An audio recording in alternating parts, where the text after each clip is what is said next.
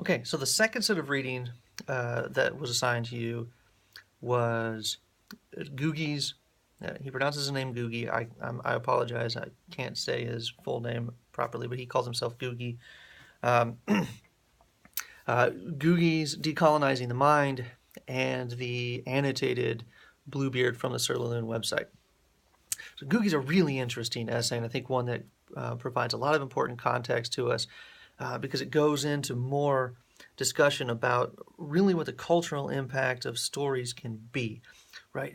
You may be okay with Fry and thinking about the imagination as a model of of a potential human experience. And you think, well, that's fine, but it's just a model and it's just potential. And I don't think stories really come to bear on our lives in a real way. Uh, Googie suggests otherwise, right? His experience is that growing up, um, speaking this African language, Gikuyu, right? But he experienced British occupation, British colonialism, British imperialism. And it's important to note that what Googie is upset about is not having to learn English, right? Don't make that mistake. He's not upset about having to learn English. He's upset about the fact that as a child, his language was taken away from him. It wasn't, hey, let's learn English in addition to Gikuyu, like some of you may have learned. If you're not a native English speaker, you may have learned English along with Arabic or Chinese or French or German or something like this. And you may think, well, it was a positive experience, just like many of us learn German or French or Spanish, something along those lines in high school, in addition to English. Well, it was a positive experience. For Googie, it's not a positive experience because they take his language from him. And he says, when you do that, you take the culture. And the reason is, he says, language functions on two levels. He says it is communication, of course, and that is our ability to speak to one another, or later in the written language to be able to communicate through literature. But he says it's also the conveyance of culture, and he defines culture as a set of values accepted by a community. And so he says your culture teaches you to look at yourself, right, and say, here are the values. How do I line up? Am I beautiful? Am I ugly? Am I good? Am I bad? Am I whole or am I broken? Right? Am I this or am I that? And you can judge yourself. What kind of person am I, and how do I fit into the community? And he says that's what culture is, right? It's that agreed upon set of values, and it's how you develop your personal identity.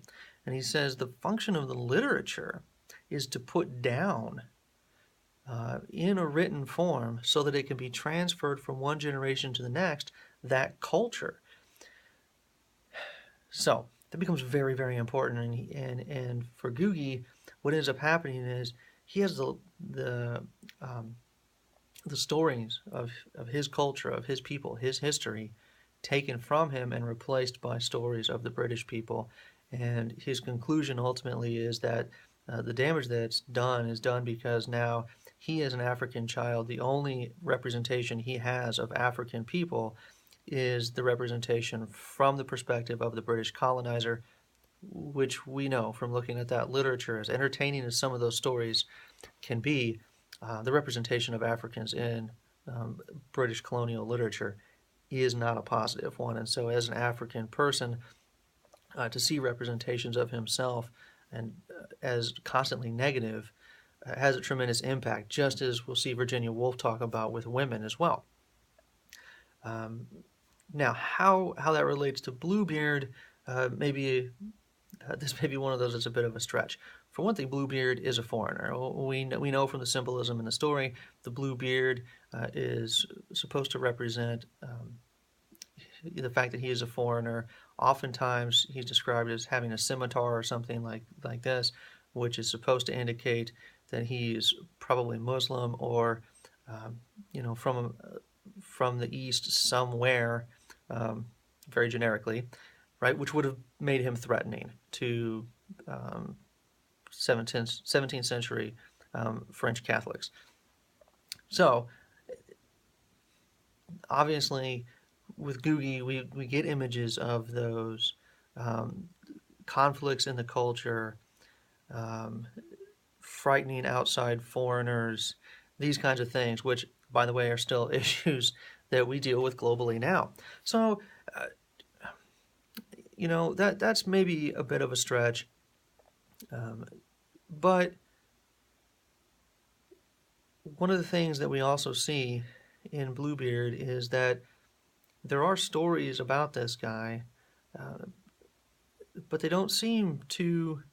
um, they don't seem to function well as a prohibition against the kind of behavior that we see from the wife, where she gets herself into trouble. And it's not to say um, that the threatened punishment of death is justified um, simply because she opens a door, but that the stories that are told don't seem to be conveying the kind of values that Ngugi would suggest that they convey.